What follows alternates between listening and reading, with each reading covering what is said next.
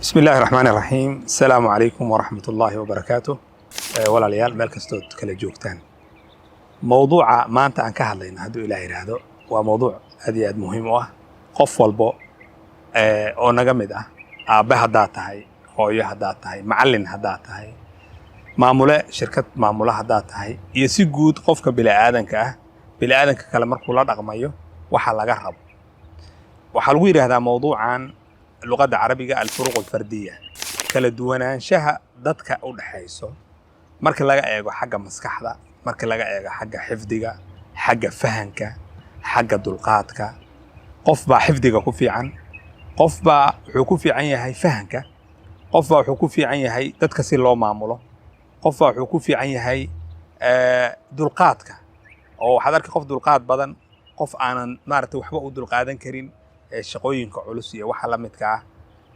برنامج موضوع مركو حالي هذا الفروق الفردية إن لو أجادنا قفل بون نجمد يا أباهن جارهان مربين تدك وح تربية دينا يو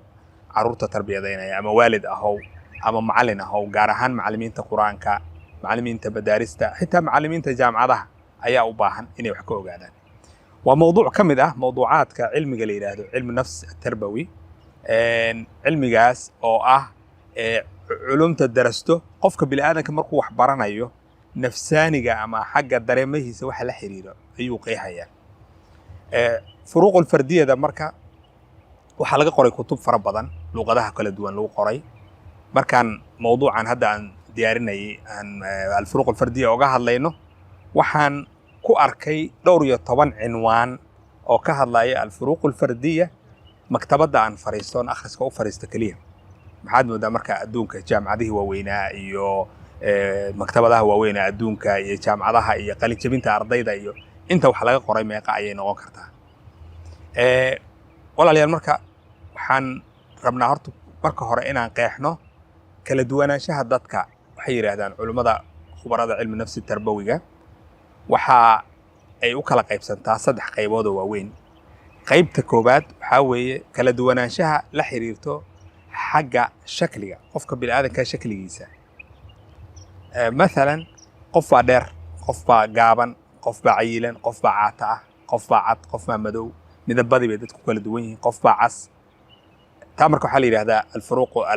الاختلافات الشكلية وحل حريره غيب طلبات وحوي اختلافات كل حريره حاجة مسكحة قف حفظي آدي هذا وفي عن قف حكوا في عين هي فهنك قفا wuxuu ku fiican yahay isla qofka bilaadanka laftiisa waxay dhahaan furuq fardiye ay ku sii guda jirtaayo waxaad arkay dhinac inaad ku fiican tahay maadooyinka qaar aad ku xun tahay mawduuc ardada adkiyada ku adag baa laga yaabaa inaad aragtid in ardada daciifka ah in ay maaragtay maxaa la yiraahdaa qaar kamid ah ay aad iyo aad ugu fiican yihiin marka waa wax waaqic ah oo jira way marka qaybta labaad waxa weeye in waxa weeye qaybta labaad waa farqiga ama kala duwanaanshaha dadka u dhaxayso marka laga eego xagga maskaxda iyo garadka qaybta saddexaad waxa weeye kala duwanaanshaha u dhaxaysa xagga falcelinta ama waxa loo yaqaano alfuruq alinficaaliya kala duwanaanshaha la xiriiro xagga falcelinta qof baa markiiba xanaaqo qof baa xanaaqiisu fog yahay qof baa dulqaad badan qof baa hadduu xanaaqo aanba ka soo noqon qof baa markiiba iska maaragtay hadduu uu xanaaqo markiiba la raali gelin karaa waxa kada marka waxa jira waxa weeye sida qofku uu uga falcelinayo way kala duwan yihiin dadka sida aan hadda aan soo sheegnay marka saddexdaas qaybood oo kala ah furuuqda shakliga la xiriirto iyo furuuqda la xiriirta xagga maskaxda iyo furuuqda la xiriirta xagga falcelinta saddexdaas midda hore oo ah furuuqda la xiriirta xagga shakliga iyo muuqaalka qofka qof walba oo bilaadan uu arki karaya macallinku markuu fasalka soo galo ama dugsiga uu imaado wuxuu arki karaa ardayda inuu mid dheer yahay inuu mid gaaban yahay wajigoodu inuu kala duwan yahay dadka ilaahay subxaanahu wa ta'aala isku si uma abuurin way marka hore waad arkaysaa laba qof oo xitaa way isku egyihiin la yiraahdo wax un bay ku sii kala duwan yihiin marka kaas inta badan dib badan uma baahna hora laga gartaa labada u baahan in la darso oo in la ogaado u baahan waxa weeye marka waa furuuqda la xiriirto xagga maskaxda iyo garashada iyo furuuqda la xiriirta xagga falcelinta labadaas qaybood ayaan si fiican oo si gooni ah aan uga sii hadli doonaa gaar ahaan qaybta la xiriirto maskaxda iyo kala duwanaanshaheeda su-aasha marka inaan isweydiino mudan waxa weeye faa'iidada laga helo in la ogaado alfuruuq alfardiya maxay tahay waxaan ka sheegi doonaa insha allah 5 qodob qodobka koobaad waxa weeye furuuqul fardiyada ama kala duwanaanshaha dadka inaad og tahay haddaad macallin tahay haddaad waalid tahay qofka bilaadanka oo dhan inuu ogaado waxa uu u baahan yahay gaar ahaan macallimiinta iyo murabbiinta ayaan si gooni oo la sii hadlaynaaye waxaa lagu ogaadaa qof walba inta uu qaadi karayo مثلا arday baad wax u dhigaysaa macallin baa tahay waxaad ku kala ogaanaysaa furuuq fardiyadooda inaad ogaatid oo khariidada xagga kala duwanaanshaha maxaa la yiraahdaa caruurta xagga maskaxdooda ay ku sumadan tahay muhiim jiddan weyn cunug baa safxad qaadan karo cunug baa safxad iyo bar qaadan karo qaar baa 2 bog iyo 3 bog iyo ka badan qaadan karay mid walba inta uu qaadan karo waa inaad og tahay waay oo aad garanayso qofkan muxuu qaadi karayaa muxuu xamili karayaa haddii kaleeto waxaa dhacaysa qofku wuxuu qaadi karin in la saaro adiga hadda waad aragtay qof daciif ah haddaa dhahdo waxaan culayskan qaad wuu la dhacayaa beenima laga yaabo midka cayilan ama iska celin karo in uu maaragtay wax weyn ayna ku ahayn qodobka marka waxa weeye qof walba wuxuu qaado ayaa lagu ogaadaa qodobka labaad ee furuq fardiyada in la ogaado ay muhiimka ku tahay waxa weeye waxaa lagu gartaa qof walba waxa laga filan karayo haddaa qofka aan waxa ku iraahdo talow maxaa laga filan karayaa waa furuq fardiyada inaad og tahay qofkan waxa uu ka xanaaqi karaa ka daabaad sooranaysaa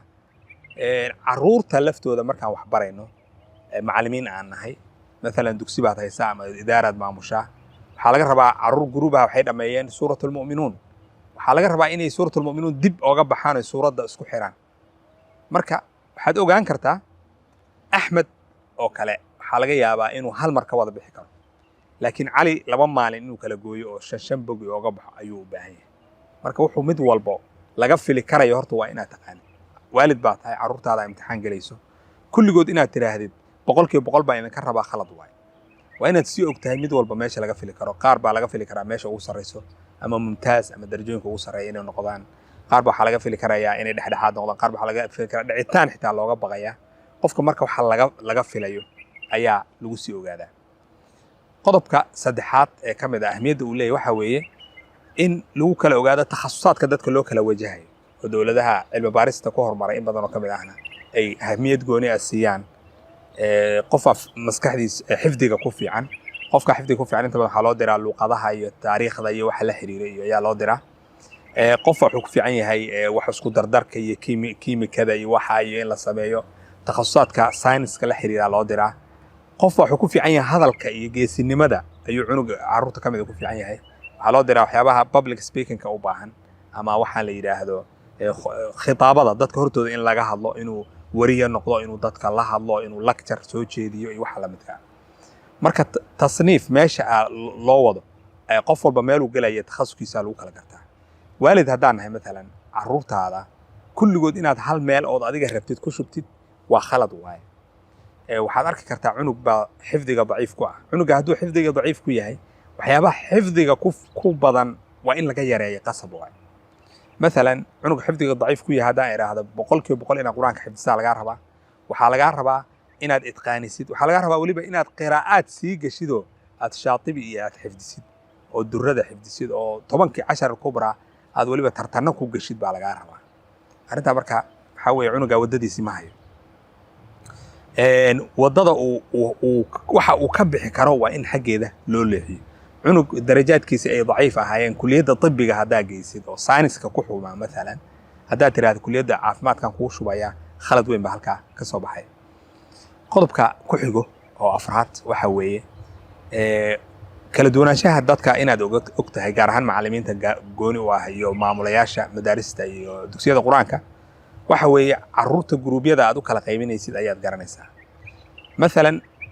caruurta waxay u kala baxaan saan soo sheegi doono dadku mustawayaadkooda iyo heerarkooda waa kala duwan yihiin qaar baa markiiba maskaxdooda xifdiga ku fiican yahay qaar baa markay ku celceliyaan kadib fahmo qaar baa dhexdhexaada qaar baa ka sii hooseeyo saan insha Allah aan xusi doono qaybta dambe barnaamijkan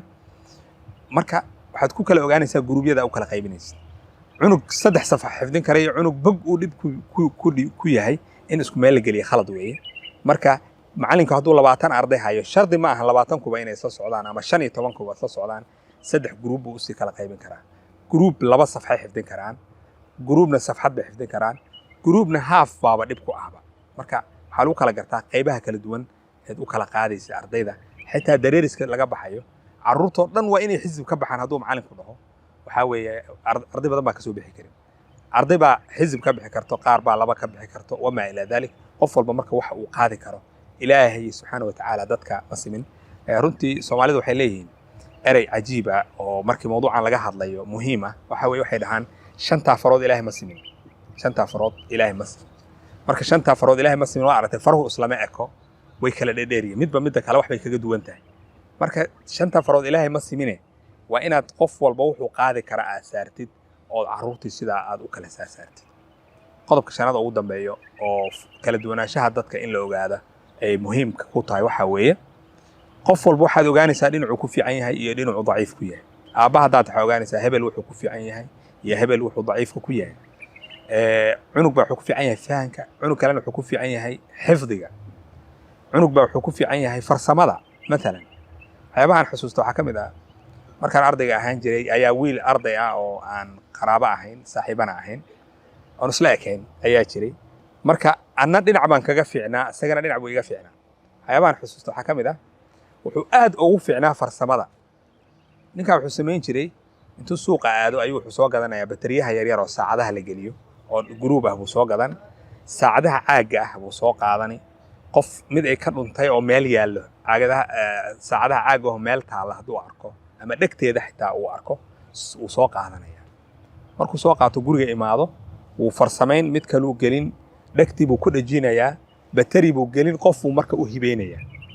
marka waxaan arki jiray sidoo kale soo intuu wax isku xirxiro bateriye iyo wax intuu isku xiro xilli ayna nal jirin magaalooyinka yar yar waa iska garanaysan nal ma jirin faynuus iyo waxa la isticmaali jiray marka bateriye iyo wax intuu isku xirxiro ayuu gurigoodii oo dhan nal ka dhigi jiray marka ninka farsamo ku fiicnaa xagga xifdiga markii la dhaho iyo uu ku hooseeyay waxaan xusuustaa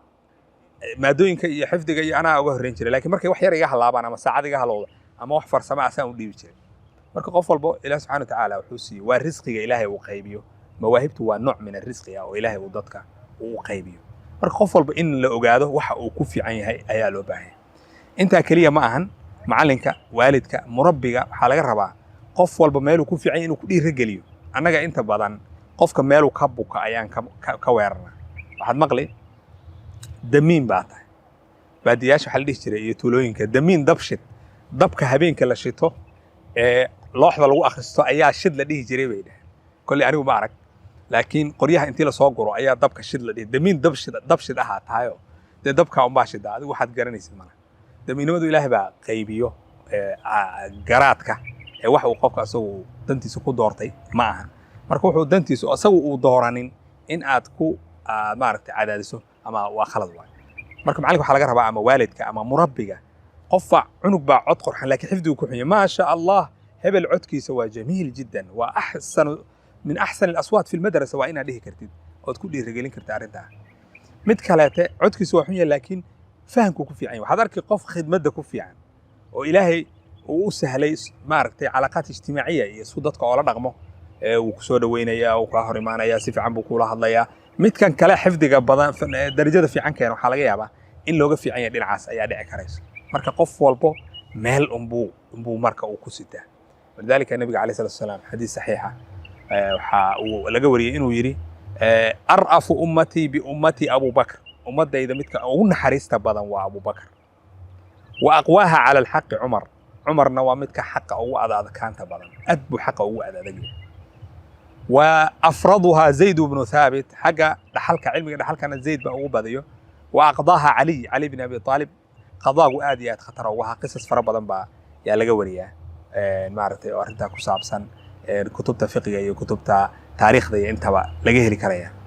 marka qof walba meel uu ku fiican yahay lagu nabigu kaleey salaatu wasalaam ku dhiirigeliyay marka inaad tiraahdo adiga xifdigaada wuu xun yahay inta badan anaga Soomaalida qofka waxay dhahan casarka waxa lagu arkaa cishii lagu wacaaya marka qofka meel uu ka bukaan ku weerarnaa inta badan arkay qof مثلا lug maartay ka jiiso jiiso baa loo bixinaya aad arkaysa qof maxaa la yiraahdaa il buu leeyahay ama il bay si wax keen ilay baa la leeyahay marka magacyada tan xun qofkii qola waxa laga sheekeynayay waxay Soomaali ma ahayn marka waxa loo sheegay waxa lagu yiri waxaa lagu yidhi saasay Soomaalidu dhahaan markaasuu waxaa loo fasiray lugay iyo ilayday wixii baa loo fasiray markaasuu wuxuu yidhi war inuu lugay yahay asagu waa soo yahay iyo jiis inuu yahay maxaad oga sheegaysaa oga soo celcelinaysaa ma inuu soo ogeyn baad moodaysaa marka waxaa loo baahay marka qofka marka la ogaado jaanibka quwadiisa ayaa lagu carruurtaada waa inaad tiraahdo maasha Allah hebel baari weeye hebel wuxuu ku fiican yahay codkiisa cajiiba hebel farsamadu ku fiican yahay injineernimo ku fiican yahay hebel waxaasuu ku fiican yahay qalbigiisaa soo kacayo markuu soo kaco ood ku dhiirigelisid halkaa wuxuu ka helayaa inuu hore u sii socdo xitaa dhinaca kaloo daciifka ku yahay kor baad u soo qaadi karaysaa waxaan xustaa mar baan arday turki ahan luqadda carabiga u dhigi jiray rag waaweyn bay ahayn marka nin ka mid ah maskaxdiisa ardada kale aad iyo aad buu uga hooseeyey marka iyo sida wax loo baranayo marka waxaan xusuustaa laakiin hal buu khatar ku ahaa mana quusan jirin geesina wuu ahaa abadan koorsada ilaa ay bilaabatay ilaa ay dhammaatay hal semester buu wuxuu nala waday asagoo wax badan fahansaneen markii exercise ama laylis isku diro kan buu wax yar ka soo qoranaya kana wax yar buu ka soo qoranaya kan isaacid buu leeyahay kan xag buu yara aadaya marka wixiisu isku duwanaa wuu ii keenaya wuxuu isku day wax inuu xalliyo haddii la dhaho hal isku aadaadiyo inta badan waxa la isku xirxiray la isku aadaadiyo dadku in badan oo ka mid way samayn karaan marka wax buu isku aadaadinaya kale uu keenaya marka waxaan iri geesinimadiisa iyo intaan la yaabay ayaan waxaan dhinacaas inaan ku dhiirigeliyaan marka waxaan ku yiri af turkiga maxaa lagu dhahaa geesi markaas waxay u yiraahdeen jasuur baa la dhahaa jasuurka carabiga laftiisa waa ku jira marka waxaan dhihi jiray cali jasuur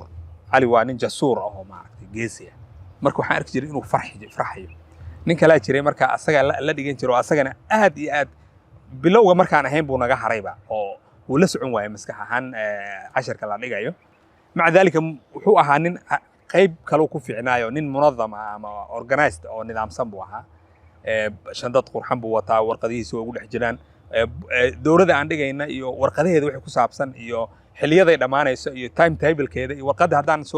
intaan soo ilaawo aan idhaah yaa hayo asaga un baa hayo warqaddii naga lunta ama la waayo yaa waxaa haya Yusuf baa la oran jiray Yusuf marka waxaan dhihi jiray Yusuf maasha Allah waa nin organized waa nin munadam markaan iraado waxaan ka dareemi jiray inuu aad iyo aad u farxo oo markii uu wax soo bixiyo oo lagu amaano dadka dhan ay maartay dareemaan uu aad iyo aad u farxo marka qofka bini'aadanka qof walba meel uu ku fiican yahay ayaa lagu soo dhiirigeliyaa meesha uu ku xun yahayna lagu ma celceliyay tartiib ayaa loo soo cilaajiya marka walaalayaal shanta qodob oo ah muhiimadda ay leedahay qofka uu leeyahay maartay ina cilmigan kala duwanaanshaha maxaa la yiraahdaa dadka oo al-furuq al-fardiyya aan ogaano waxaan ku dari lahaa aan xalqadan aan raacin doonaa biidin Allah taala inaan ka sheekayno waxyaabaha qaarkood khaladaadka aan ku dhacno markii laga hadlayo kala duwanaanshaha dadka ama macallimiin haddaan nahay ama waalid aan nahay ama murabbiinta si guud dadka wax tarbiyadaynaya aan nahay qodobka koobaad la xiriiro khaladaadka aan ku dhacno waxa weeye in aan qofka saarno wax uuna kari kareynin saan soo xusnay cunuga haddii la saaro wuxuunan kari kareynin xitaa inuu caasi noqdaa ka dhici karto waxaa dhici karta inuu wax allaale waxa loo diray uu kala danaynin haddii la ciqaabana uu danaynin laana ma awoodo adiga waxaad awoodin marka aragtid mar waad aragtay awooddaada wixii ka baxsan gacmaha taagaysa wax allaale waxaad samayso ay intaad garan weydid marka kow waa qofku wuxuuna awoodin in la saaro waxa kamid ah qodobka labaad waxa weeye khaladaadka aan galna kamid ah qofka wax uunan samayn karin inaan ka filano inaad tiraahdo 100% baan ka rabaa qof dhicitaan looga baqaayo marka wax aadan laga filanaynin inaad ka filato waxa laga filan kara inaad ka aqbashid oo qaliilka alqaliil inta yare uu awoodo inaad ka aqbashid oo ma aragtay aad ma sha Allah aad tiraahdo cunug baa markuu 60 keena aad ku farxay cunug kale tana 90 haduu ka dhimo waad ka xanaaqaysaa marka waxa aan ma aragtay qofka ka filanayno waa inaan ya khaladaadka aan sameeyno waxa kamid ah in aad wax ka weyn aad ka filato qodobka saddexaad oo kamid ah qodobada khaladaadka aan ku dhacno waxa kamid ah qofka in la caayo oo lagu caayo waxaas damiin baa tahay maskax malihid aad baad u codfool xun tahay kan baad waa dulqaad xun tahay aad dulqaad xun yahay waad u jeedaa inuu dulqaad xun yahay maxaad ma aragtay ii sheeg marka qofka weligii lama dhaho lama yiraahdo waxaas ma awoodid weligaa wax ma baranaysid macallinku leh damiin baa tahay macallimiinta quraanka ayaan si gooni oo la hadlayaa waxa in badan ka maqlaysaa macallin ardada ku oranayo waxa weeye damiin baa tahay weligaana wax ma baranaysid marka qodobkaas waa qodob aad iyo aad u fudud ay tahay in laga fogaado in qofka lagu lacaayo oo waxa lagu caayo waxa uu jaanibka uu daciifka uu ka yahay lagu caayo qodobka ugu dambeeya waxa weeye qofka meeluhu ku fiican yahay in la iska indha tiro qofka meel buu ku fiican yahay hadda soo xusnay marka meeluu ku fiican yahay ku amaan marka in 95 qofka keeni waayo ma jecliyo hebel waa xoogaa maskaxdiisa waa laga fiican yahay sax ma ahan qof walba meeluu ku fiican yahay oo in lagu amaano oo lagu dhiirigeliyo oo lagu soo dhaweeyo taa ayaa qofka wuxuu maaragtay keeni karto dhinacyada xitaa daciifka uu ku yahay in kor looga soo qaado xalqadan hore oo ku saabsan kala duwanaanshaha dadka iyo furuuqul fardiyada waxa la yiraahdo inta ayaan kusoo gabagabaynaynaa aad iyo aad baa ugu mahadsantihiin dhageysigiina iyo daawashadiina باذن الله تعالى waxaan xalqada dambe uga sheekeyn doonaa qaybaha kala duwan ee dadka maskaxda iyo wax garadkooda marka la eego ay u kala baxaan iyo